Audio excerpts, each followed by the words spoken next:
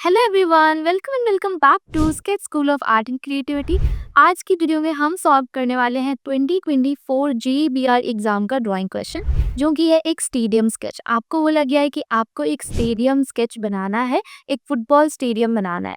तो guys, football stadium का जो आप स्केच बनाओगे उसको आपको पर्सपेक्टिव में बनाना होगा, और इस स्केच को बनाने के लिए आपको पर्सपेक्टिव स्केचिंग आनी चाहिए। तो अगर तुम्हें पर्सपेक्टिव स्केचिंग आती है तो बहुत अच्छा।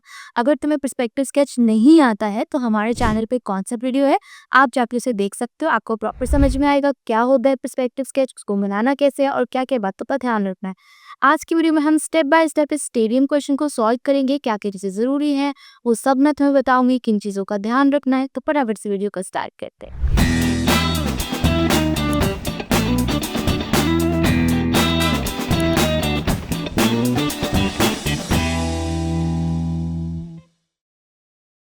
सबसे पहले यहाँ पे बॉर्डर बना लेंगे। बॉर्डर से हमारी स्केच को ना फ्रेमिंग मिलती है, तो सबसे पहले बॉर्डर ही बनाना है।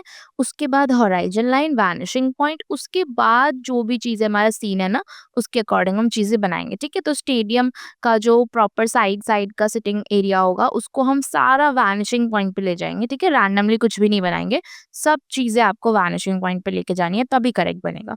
ठीक है, उसके बाद जो ह्यूमन फिगर है, मतलब आप एज अ ऑडियंस बैठे तो आपके पास जो ह्यूमन फिगर्स है वो आपको बहुत पास से दिखेंगे, तो उनको मैं यहाँ पे बना रही हूँ। ठीक है, कोशिश करेंगे कि जो भी आप ह्यूमन फिगर बना रहे हो थोड़ा सा पोजीशन उनकी अच्छी हो, मतलब उनके पोजेस अच्छे हो, है ना। ऐसे नहीं कि एकदम स्ट्रेट कोई बैठा है पीछे से, कोई एक्सप्रेशन ही नहीं है। ठीक है, तो जितना आप कोशिश करोगे कि इंटरेस्टिंग टाइप के ह्यूमन फिगर्स बनाओ, उतना ज्यादा आपका स्केच अच्छा लगेगा और इंटरेस्टिंग लगेगा।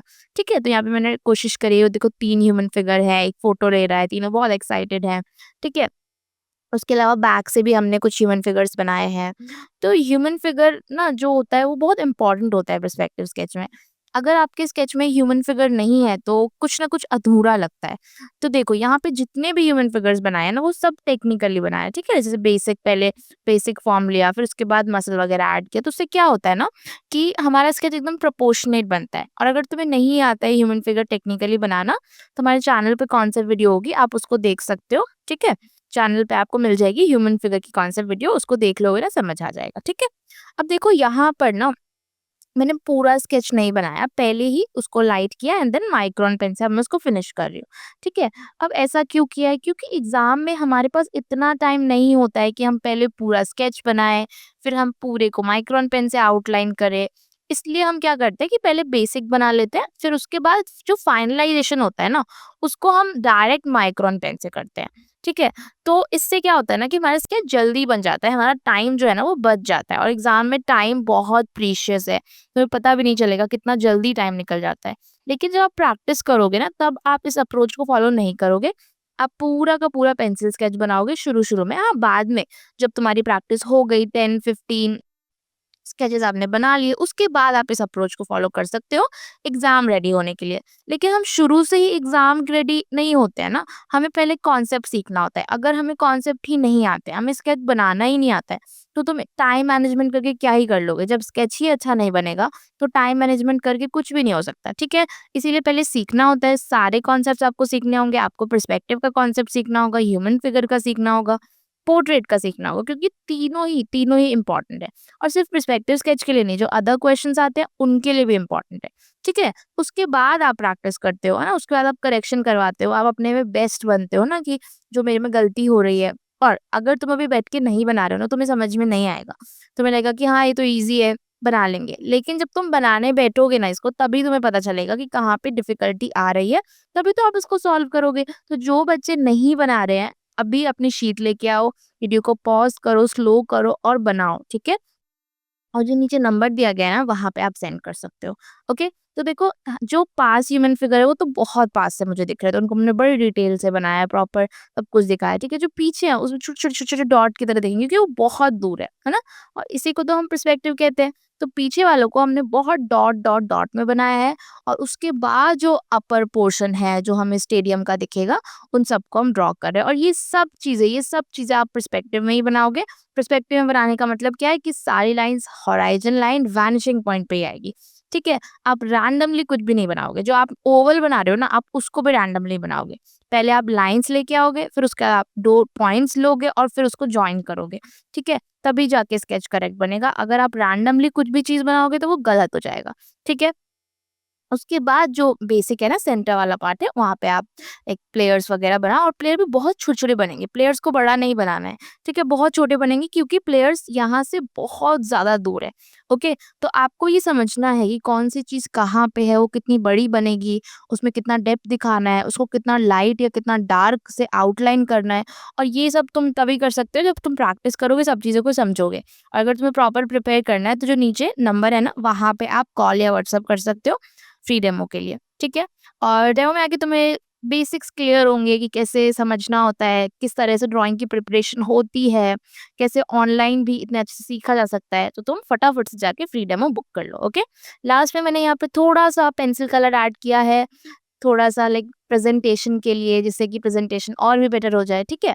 तो उससे क्या होता है ना थोड़ा कलरफुल लगता है स्केच, अच्छे लगते हैं और ऑब्वियसली इतना टाइम नहीं होता कि हम पूरे स्केच को कलर करें।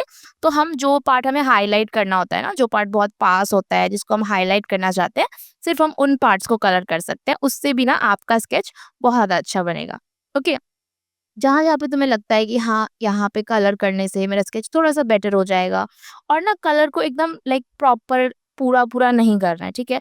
कलर करने के लिए भी क्या होता है, कहीं पे लाइट प्रेशर देना होता है, कहीं पे डार्क प्रेशर देना होता है, ताकि जो वो डेप्थ है ना, जो डेप्थ है क्वेश्चन की, वो निकल के आए ना, जैसे क्लॉथ के फोल्ड्स है, ये सब चीज़ें निकल के आए, ओके?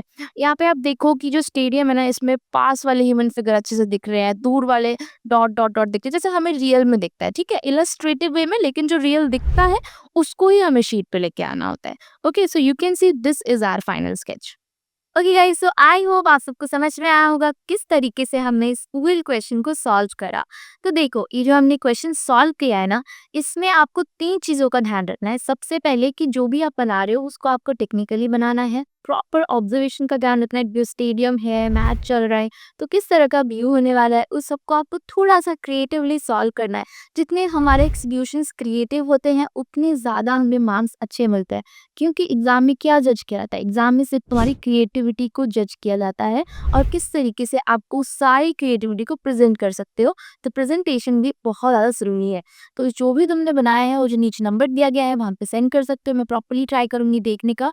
और जितना ड्रॉ करोगे ना, ये नहीं कि तुम बस सोल्यूशन वीडियोस देख रहे हो, सिर्फ देखना नहीं है। कई बार इन सिर्फ देख के छोड़ देते हैं, अरे ये तो बन ही जाएगा, ईजी है।